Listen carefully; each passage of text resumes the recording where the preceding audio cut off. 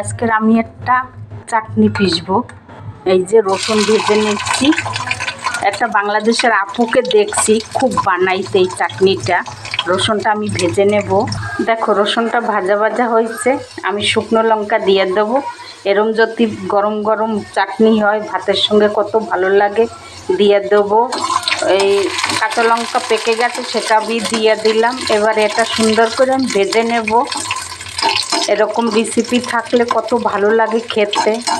এই দেখো কি সুস্বাদু হয়, ভাতের সঙ্গে খুব ভালো লাগে। গরম গরম ভাতের সঙ্গে খাও, খুব ভালো হয় খেতে এটা।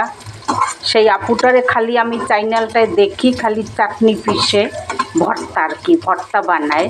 আমার খুব ভালো লাগে আপুটার ভর্তাগুলি, তাই আমি আপুটার একটা ভর্তা আমি আজকে তোমাদের দেখাচ্ছি এরকম করে বানায়।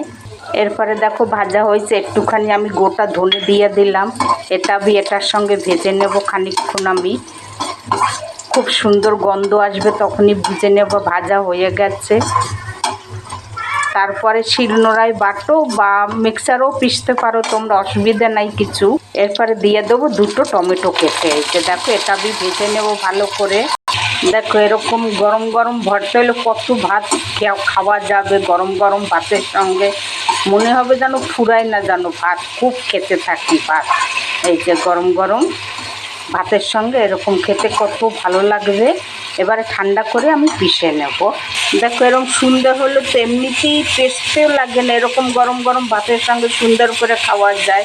এই দেখো দেখো সুন্দর করে পিষে নিয়েছি।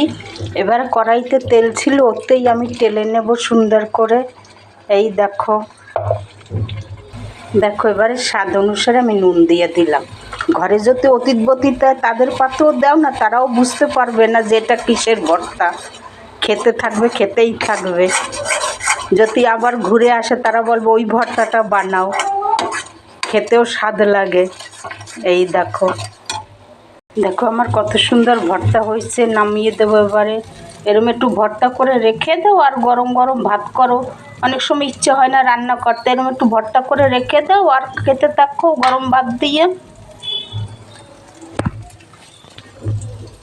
এবারে দেখো দুটো কাঁচা লঙ্কা নাও আর একটু উপর থেকে তেল দিয়ে দাও আর সুন্দর করে গরম ভাত দিয়ে খেতে থাকো।